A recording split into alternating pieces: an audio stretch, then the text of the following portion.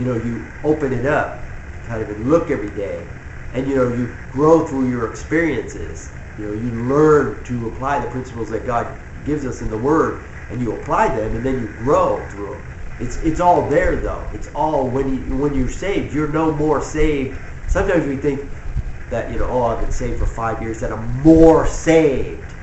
Well, actually, I'm no more saved than I was the day I got saved. Salvation is a one-time deal, and it's for eternity. I have entered into heaven. That's what, in the Jewish mind of salvation, that's the way they think of it. They're already walking in heaven. It's kind of like, it's not like a process thing, though we go through a process. Interesting note about deliverance, though. In Galatians 5:20, it says it puts witchcraft as the works of the flesh. So somewhere along the line, in witchcraft, it starts off in the flesh. And it's kind of like, because you know what witchcraft is. Witchcraft in the flesh is manipulation. When we try to control our situations by doing things for ourselves. Selfish people manipulating. It happens in the church, it happens at work. People try to manipulate stuff to benefit themselves. And the Bible calls that witchcraft. And it starts in the flesh. But, it's a thing that doesn't breed life. If you've ever been in those work situations, they breed death. So anything dead, well, what does, starts decaying. And as it decays, what's the devil called? It's called the Lord of the Flies. So you got this decaying stuff that brings the Lord of the Flies. And that's how the demonic manifest stuff gets into that. You have something that you do in the flesh, and you continually do it, whatever it is, until all of a sudden it takes on, because it's things that bring death into your life. It brings the demonic into it. So it's no longer a bad habit just to quit. It actually takes on a spiritual dimension to it. I remember listening to one guy speak, and he was talking about how his struggle with pornography was like that. It was actually a demonic presence. It wasn't just a habit of looking at pornography. It actually took on, because it was an area that was bringing them death. But because we have this in our inheritance, we can get deliverance whenever we choose to cry out to the Lord for deliverance for whatever things we need. I just picked out that one there. But there's all the things of the flesh that have manifested into demonic strongholds. The Bible talks about casting down those strongholds. He has given us the power to cast down those strongholds in our life. Any area that is not fully anticipating good is an area that is under the power of the devil. I mean, if you don't have hope in any area, say at your job you don't have hope, or say you're looking for a job, if you don't have hope, like we were talking about earlier, where I've had this in my life where you struggle against something and you just give up. You don't look into that area. You kind of avoid that thing anymore. Those areas are given over to the enemy, because you're not growing. You're not being actively pursuing that thing. God has not called us to be just to relax, or His rest is not like a lazy rest. He wants us to be actively pursuing our life and doing stuff. When David, he ran to the battle. He didn't just kick back, and just let Goliath take it, or just look. Everybody else was looking at Goliath and saying, "Oh, I can't do that."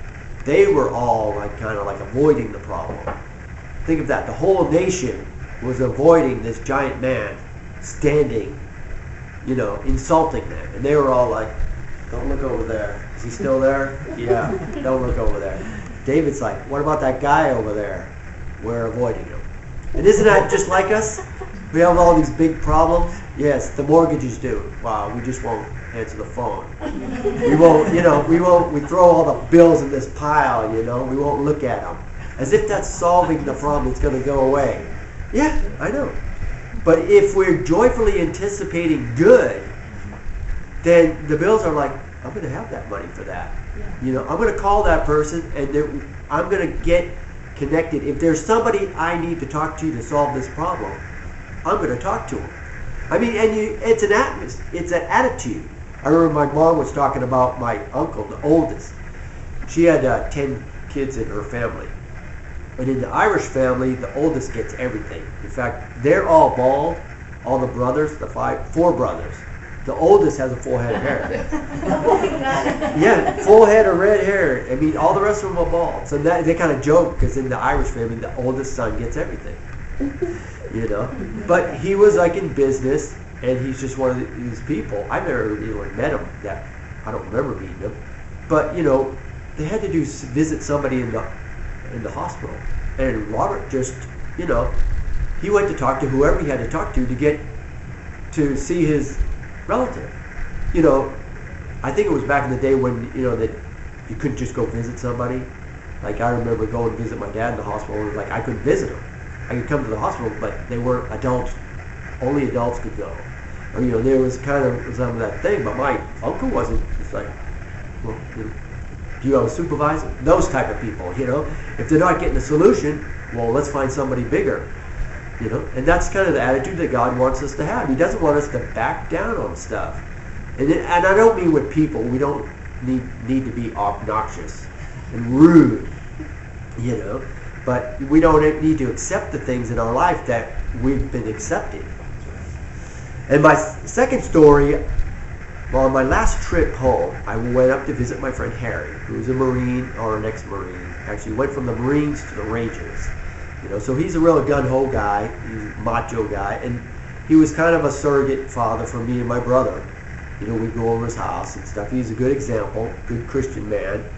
But we're sitting there talking, and he starts talking about, you know, back in the days when I was growing up. He's like, yeah, I used to get beat up all the time. And I'm like, wait a minute, I did not get beat up all the time. I don't know what you're talking about. Yeah, you were always in fights and you're always losing. And I'm like, I don't remember losing any fights.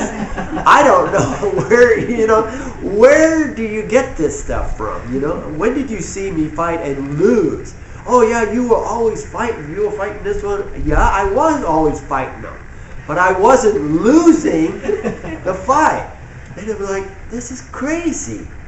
But, you know, I was thinking about that, but see, I had an attitude I wasn't losing in my mind. I was fighting. And see, sometimes, just going online what I said, sometimes we lose because we're not fighting anymore. You know, I was dealing with whoever bothered me, I was dealing with them. Because I'll tell you how I got this. I can remember this clear as day. We were at the drive-in. We were watching What Did You Do in the War, Dad? Which is an old movie about these guys, the Germans and the Americans were fighting this battle, and they didn't want to fight, so they were in this Italian town, and they were partying all the time. But they had to stage a battle every time their observation planes come over. And it was like a comedy. But I remember it, and me and my father were sitting there, and everybody else was in the back of the station wagon sleeping. And he said, son, you're small. You can't wait till somebody hits you to decide to fight. You know, because once they hit me, it's over. So you're going to have to hit them first. Well, I took that as like clearance to go beat up everybody. It's like, okay, Dad. My dad said, you know what? If it looks like it's going to be a fight, I get to start it. I get to sucker punch the guy, and I get to start the fight, you know. And I kind of, for like 6 years, I was in a fight all the time. Because if anybody did anything, look at me the wrong way, don't give me what I want, whatever, I would hit them. And in those days, you know, you punch them in the nose and their nose bleeds and they go home crying, you know, when they're little kids, you know. In fact, I even beat up this one 6th grader. But actually, I was in the middle of a fight. Because remember Cassius Clay, Muhammad Ali? It was during that fight, when that fight in Thriller, Manila. So we went in, we watched the fight, and then we were outside and we were kind of shadow boxing. Well, we kind of got a little bit too much into it, and next thing you know, I'm beating up my friend, and this guy tried to break it up, and I don't even remember it, but I turned around and I punched him in the mouth, and like busted up some teeth or something. I was only 3rd grade, and he was in the 6th grade, and he went home crying, and the fight ended or whatever. I got tired, I guess, I don't know.